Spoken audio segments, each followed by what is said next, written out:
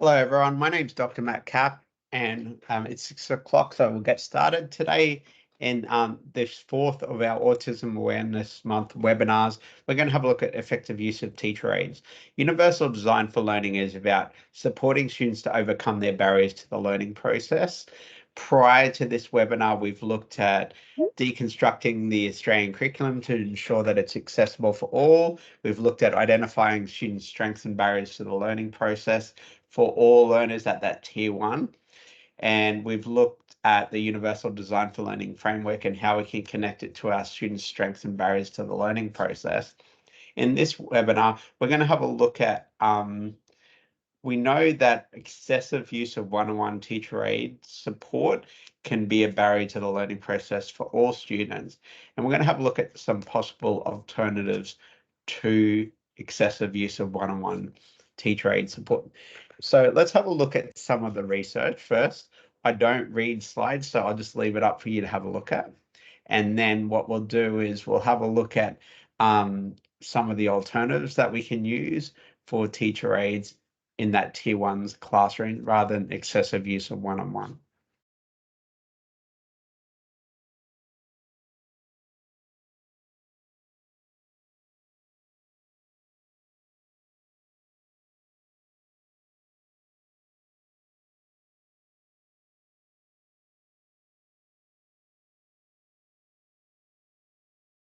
Have you ever worked in a school where the number of students with disability in enrollments has increased significantly? So often the ad hoc approach is to increase the number of teacher aides.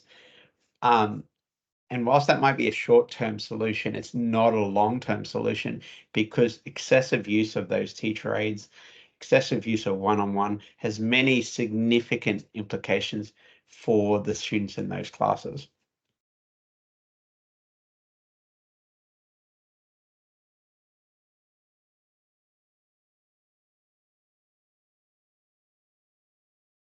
If we think about from a parent perspective, every parent wants their child supported at school.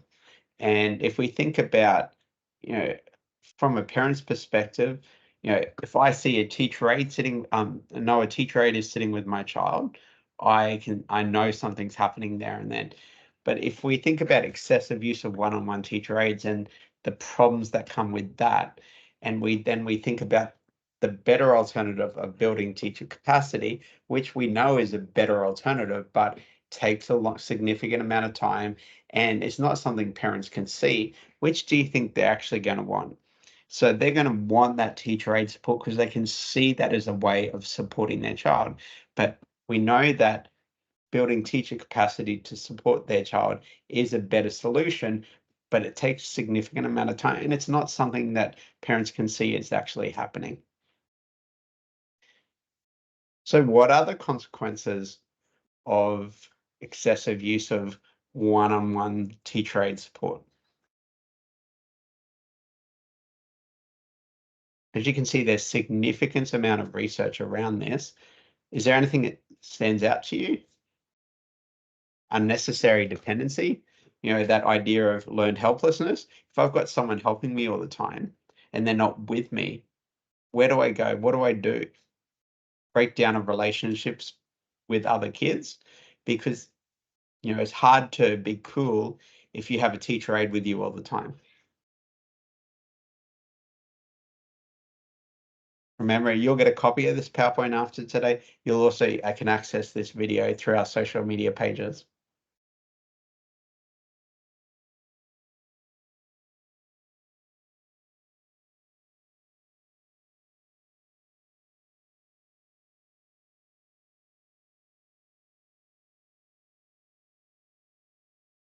This is interesting research suggesting that, kids don't want that support, and sometimes they communicate that not wanting that support in many different ways.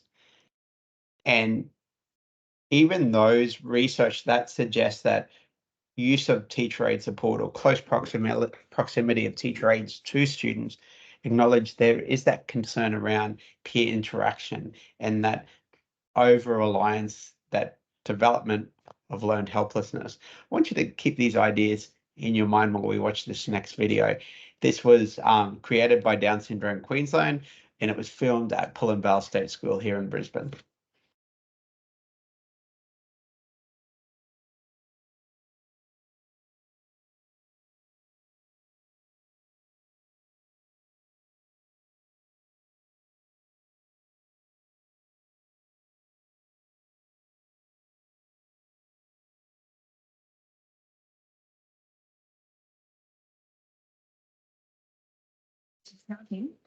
You choose. I don't understand why I'm at the back of the class. I wish I was like everyone else. I want to do what they're doing. But here I am doing the same old number activity, watching as my classmates learn something else. Don't they know that they're setting me up to fail? Don't they know they hold my future in their hands? I want to work with my class, learn what they are learning, and do the activities they do. But here I am, stuck at the back, limited by low expectations. Having a one-on-one teacher aide just teaches me to rely on them and means I get less attention from the teacher. I'm not included in the classroom. I am in the same room but segregated from my peers, sat to the side or back, working on different things and missing out. I want to be free to learn with my peers, reach my full potential and be seen to be like everyone else. I need something to change. So if we watch that video, let's think about what disability specific supports is that teacher aide providing that student? Could those supports be provided in a different way? Thinking about developing independence for that girl.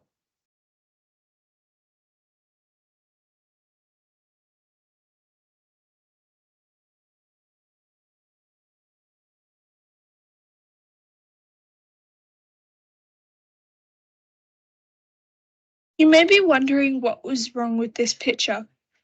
I am in the classroom with my peers, sitting in my seat, learning the same things as everyone else. You may think this is inclusion, but it's not. I am stifled, limited, and held back from reaching my full potential.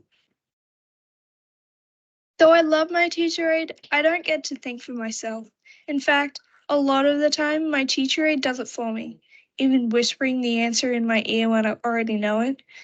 The more she is with me, the more I realize that there is no point in me thinking for myself because she will give me the answer anyway. I'm sure there are other kids who also need her help. Does she need to be with me? Can't she help others? Surely if I need help, I can put my hand up and ask my teacher like my friends do. My friends and classmates want to help me, but by having someone right next to me, they can't. I need to learn from my peers, be able to do group work and be challenged. I want to be allowed to fail or succeed and learn from it. I need something to change.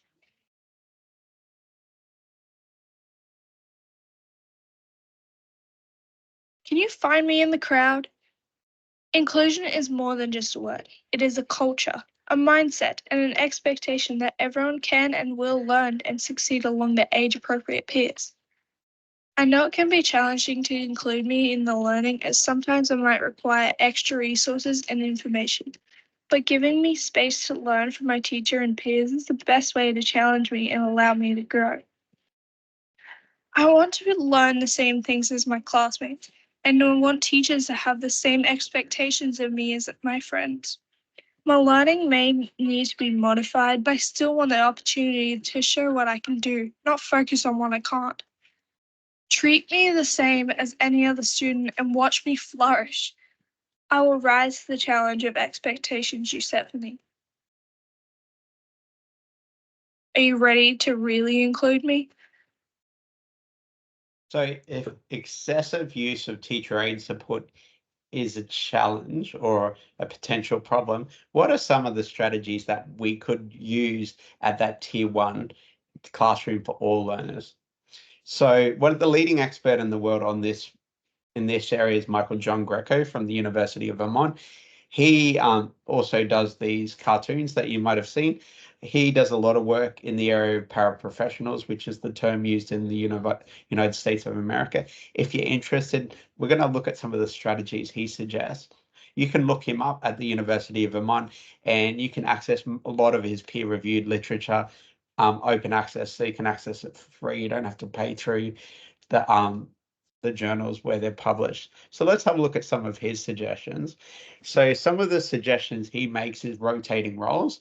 So that idea that you move from, if you're actually, let's have a look a bit more specifically at each one of those and talk a little bit more about it and do it a little bit of a different way.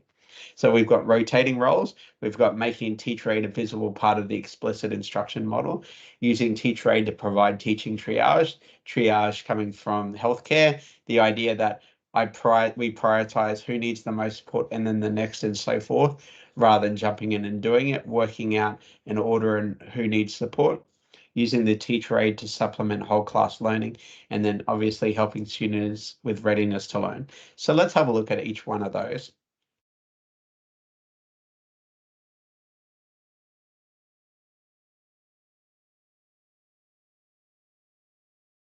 So when we're talking about rotating roles, so when we've got our kids in that explicit instruction model working in groups, the teacher aide and the teacher move to different groups. They work with different groups at different times. They don't stay with the same group. Imagine how a group of students would feel if a teacher aide stayed with that same group all the time. So the teacher and the students experience working with both the teacher and the teacher aide at different times.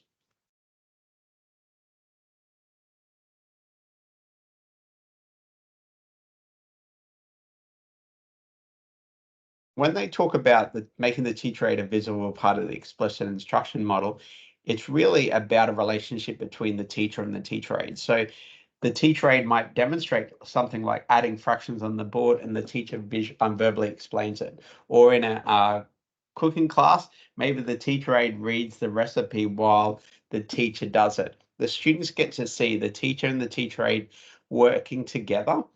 The students can also hear what's happening, but also actually see what's happening. And it's that powerful relationship between the teacher and teacher aid.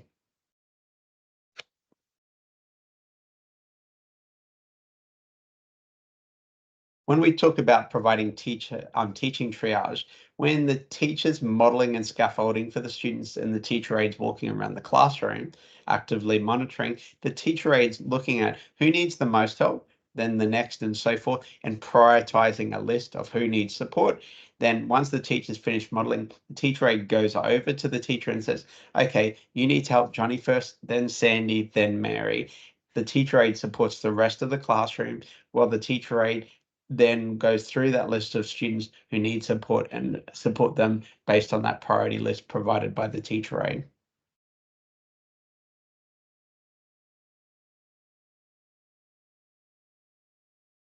So supplementing whole class learning is where the teacher aide provides additional skill support to a student to help them understand what's happening in the classroom, focusing on specific skills.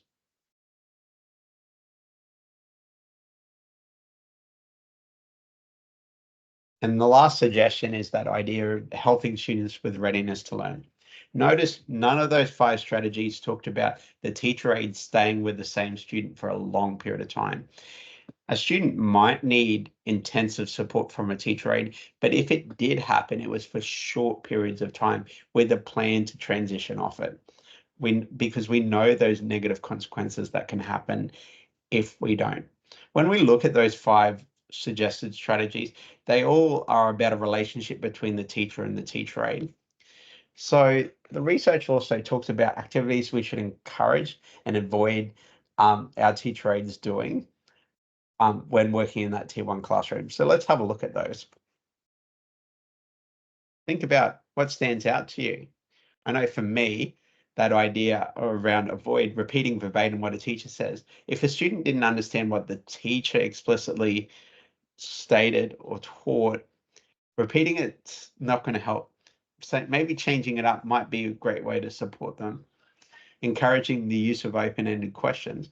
So maybe there's some things that you can consider when working with your teacher aide in the classroom. So thinking about what we've looked at today, what are 3 things you're going to commit to trying at your school around the use of teacher aides? So have a think about that because it's a powerful way to start thinking about what you're going to do in your school. Thank you for joining us today. If you're interested in what we create with teachers, I'd encourage you to look at Teachers Pay Teachers. So every resource, assessment task, everything we create with teachers is on Teachers Pay Teachers for free. So please encourage you to go on there and download some, have a look at them, consider what you see. We are offering, this is our 4th of our 5 free Autism Awareness Month webinars, and we're also providing full day workshops. Please have a look at our website, have a look at our Eventbrite page, and look at our social media pages. If you liked what you've seen, maybe encourage your staff to come along.